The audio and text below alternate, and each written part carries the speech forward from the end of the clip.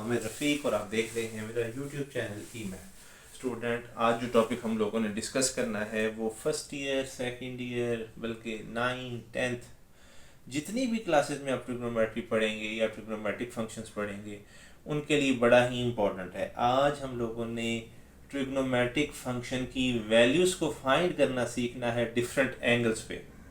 तो यहाँ पर मैंने कुछ स्टैंडर्ड एंगल्स लिए हैं।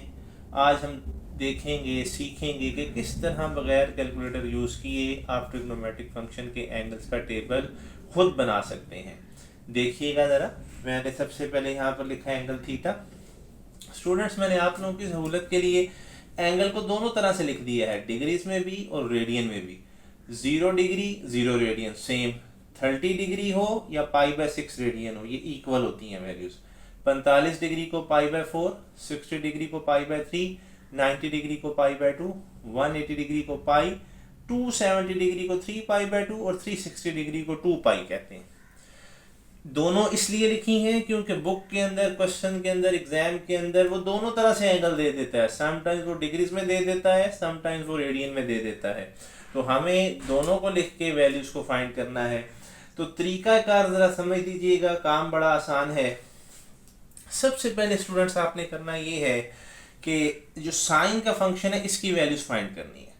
तो मैं क्या करता हूँ, आपने अपनी आसानी के लिए 0 से लेकर 4 तक नंबर लिख लेने हैं अपने पास। ये देखिए, मैंने 0 1 2 3 4 लिख लिया। फिर आपने हर नंबर को डिवाइड करना है 4 से। जब आप 4 पे डिवाइड करेंगे तो 0/4 0, 1/4, 2 डिवाइडेड बाई 4 कैंसिल होके 1/2 रह जाएगा, 3 डिवाइडेड बाई 4 आ जाएगा। जब 4 को 4 पे डिवाइड करेंगे आंसर 1 आ जाएगा। स्टूडेंट्स, इतना काम करने के बाद आपने हर एक पे स्क्वायर रूट ऑपरेट करना है। तो 0 का स्क्वायर रूट 0, 1/4 का जो स्क्वायर रूट लेंगे वो आएगा 1/2। जब 1/2 का स्क्वायर रूट लेंगे तो वो आ जाएगा 1/√2। 3/4 का स्क्वायर रूट लेंगे तो आ जाएगा स्क्वायर रूट 3/2। जबकि 1 का स्क्वायर रूट लेंगे तो आंसर आपके पास आ जाएगा 1।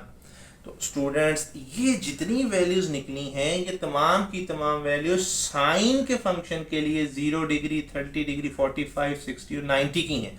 जिस तरतीब से ये वैल्यूज निकली हैं आपने इसी तरतीब से इन वैल्यूज को प्लेस कर देना है। सबसे पहले 0, फिर उसके बाद आ रहा है 1/2, फिर उसके बाद आ रहा है 1/√2, फिर उसके बाद आ रहा है स्क्वायर रूट 3/2, फिर उसके बाद आ रहा है 1। स्टूडेंट, ये वैल्यूज निकल आई मेरे पास साइन के फंक्शन के लिए 0 डिग्री 30 डिग्री 45 60 और 90 की। इतना काम करने के बाद अब आपने करना ये है कॉस की वैल्यूज को फाइंड करना है। कॉस की वैल्यूज फाइंड करना बड़ा आसान काम है।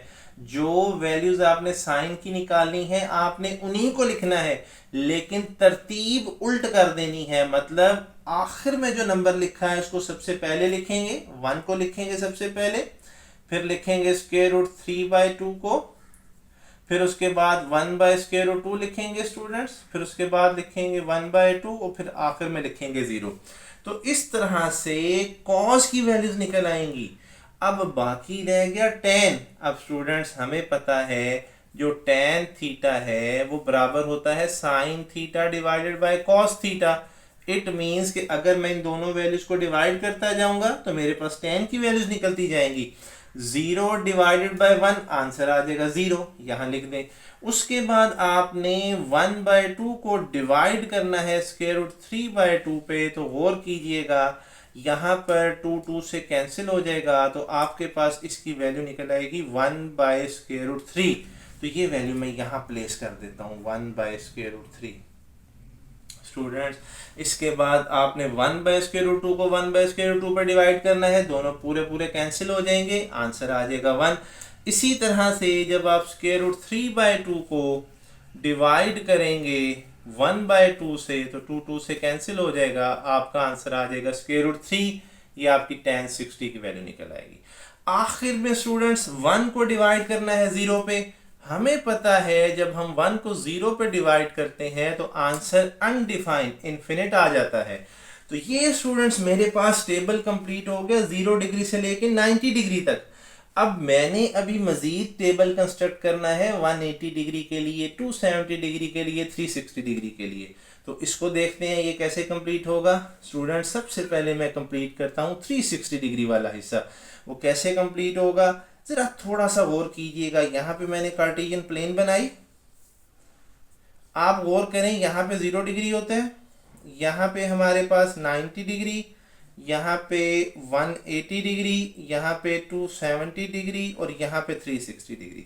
स्टूडेंट्स आप देख रहे हैं 0 डिग्री और 360 डिग्री एक ही जगह पे लाई करते हैं, दोनों एंगल की टर्मिनल रेस सेम है, कंसाइड करती है। तो इट मीन्स के 360 डिग्री एंगल की वैल्यूज भी वही होंगी जो 0 डिग्री की हैं। तो इसका मतलब ये हुआ कि मैं जो 0 डिग्री की वैल्यूज हैं उनको 360 वाले हिस्से में लिख दूंगा, 0 1 0। इस तरह से मेरे पास ये 360 डिग्री की वैल्यूज निकल आई। उसके बाद अब मैं फाइंड करता हूं 180 डिग्री की वैल्यूज। स्टूडेंट्स देखें 0 और 180 डिग्री सेम लाइन पे लाई करते हैं, लेकिन अब के इनकी डायरेक्शंस ऑपोजिट हैं। तो क्या होगा, वैल्यूज तो 0 डिग्री वाली लिखेंगे लेकिन डायरेक्शन चूंकि ऑपोजिट है, तो इसका मतलब है उसके साथ हम नेगेटिव का साइन लगाएंगे। तो जब मैं 0 के साथ नेगेटिव का साइन लगाऊंगा तो 0 के साथ तो नेगेटिव का साइन ना भी लगाएं कोई इशू नहीं, 0 नीदर पॉजिटिव नॉर नेगेटिव। हाँ अलबत्ता 1 जो प्लस में है इसके साथ मैं -1 लगाऊंगा, नीचे फिर 0 है, इसको मैं ऐसे ही रहने दूंगा। अब इसके बाद स्टूडेंट्स रह जाता है 270 डिग्री। तो स्टूडेंट्स जैसे मैंने 0 डिग्री की मदद से 180 डिग्री की वैल्यूज निकाली थी, अब मैं 90 डिग्री की मदद से 270 डिग्री की वैल्यूज निकालूंगा। उसकी वजह ये है 90 और 270 एक ही लाइन पे लाई करते हैं, डायरेक्शन उनकी ऑपोजिट है। तो जो वैल्यूज 90 डिग्री पे आ रही हैं वही 270 पे आएंगी, लेकिन साइन चेंज हो जाएगा। 1 प्लस का तो माइनस हो जाएगा, 0 का साइन वैसे ही रहेगा, 0 वैसे ही रहेगा, जबकि प्लस इन्फिनिट जो है वो माइनस इन्फिनिट होगा। इस तरह से हमारा ये टेबल कंप्लीट हो जाएगा। आप बड़ी आसानी से इस टेबल को बना सकते हैं, आपको किसी कैलकुलेटर के इस्तेमाल करने की ज़रूरत नहीं रहेगी। मैं उम्मीद करता हूँ आपको ये टेबल कंस्ट्रक्ट करना क्लियर हो जाएगा। अपना ख्याल रखिएगा। अल्लाह हाफिज़।